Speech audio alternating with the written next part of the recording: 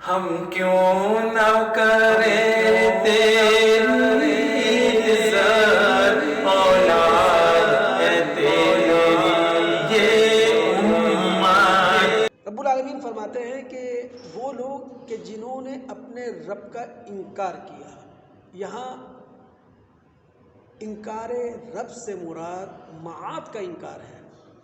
جن آیات کی ہم تفسیر کر رہے ہیں یہ آیات بھی ہمیں یہی بتاتی ہیں، کچھ آیات اگلی نشست میں جن کی ہم تفسیر کریں گے وہ بھی ہمیں یہی بتاتی ہیں کہ یہاں انکار رب سے مراد، کفر رب سے مراد معاد یعنی آخرت کا انکار ہے۔ اب آپ کے ذہن میں سوال پیدا ہوگا اور ہونا چاہیے کہ معاد آخرت کے انکار کو کفر رب کیوں کہا گیا؟ یاد رکھیے ایمان دو بریکٹ کے درمیان ہے۔ پہلا بریکٹ ہے ایمان باللہ اور دوسرا بریکٹ ہے ایمان بالیوم الآخر۔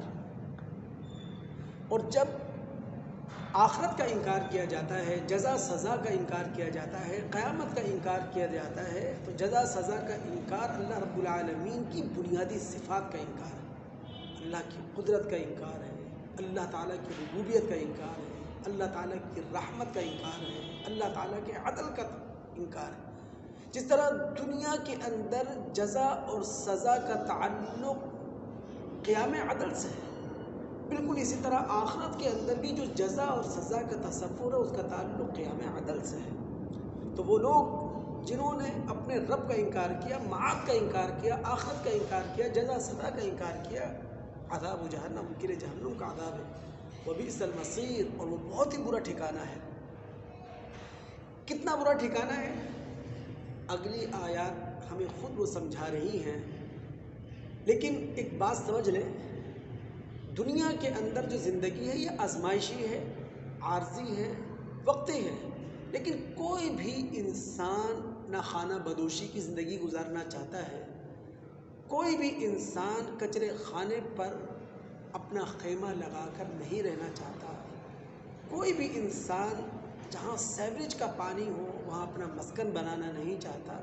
تو جب دنیا کے اندر ہم اس طرح کی زندگی نہیں پسند کرتے تو آخرت کی جو زندگی ہے وہ اللہ رب العالمین کا اٹل فیصلہ، حتمی فیصلہ، اور اس کے بعد زندگی ختم، یا تو کامیابی ہے یا ناکامی ہے۔ یعنی انسان جو زندگی گزارے گا یا تو جنت کی گزارے گا یا جہنم کی گزارے گا، وہ آزمائشی زندگی نہیں ہے، وہ وقتی زندگی نہیں، وہ فیصلہ کن زندگی ہے۔ تو وبئس المصیر، جہنم بہت برا ٹھکانہ ہے۔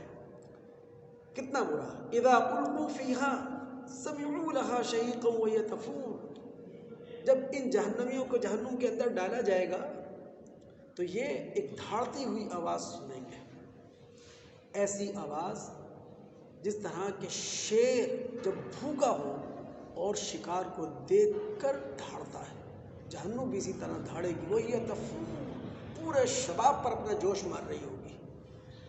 کتنی جوشیلی ہوگی وہ جہنم، تکاد تمیز من الغیظ، غیظ و غضب سے پھٹ پڑتی ہوگی۔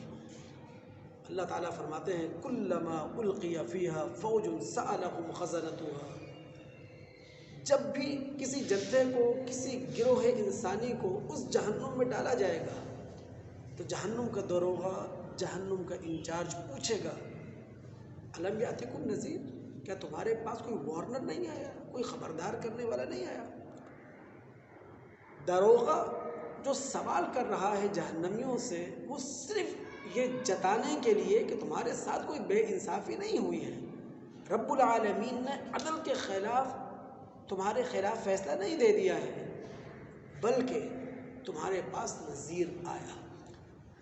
یاد رکھیے کہ اللہ رب العالمین کا قرآن ہمیں یہ بتاتا ہے کہ جہاں انسانوں کی آبادیاں تھیں، جہاں انسانوں کی رہائش تھی، جہاں انسان اجتماعی زندگی گزار رہے تھے، کہ رب العالمین نے وہاں نذیر بھیجا جو اسی قوم کا حصہ تھا، اسی خاندان سے اس کا تعلق تھا، انہی نسلوں میں سے وہ تعلق رکھتا تھا۔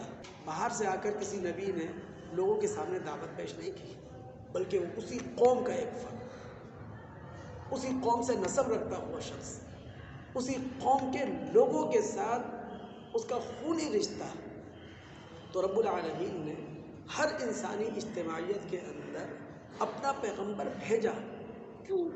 حجت تمام کرنے کے لیے۔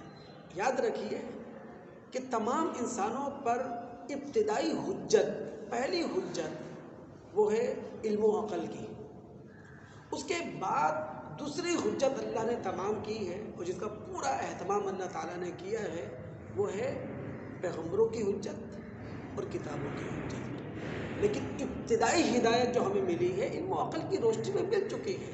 انسان پیدائشی طور پر جانتا ہے کہ خیر کیا ہے، شر کیا ہے، انسان پیدائشی طور پر جانتا ہے اچھا کیا ہے، برا کیا ہے، انسان پیدائشی طور پر جانتا ہے کہ نیکی کیا ہے، بدی کیا ہے۔ اسی علم و عقل کی روشنی میں ہی انسان بدیہات سے نظریات کی طرف جاتا ہے۔ ہم جانتے ہیں ماں کا رتبہ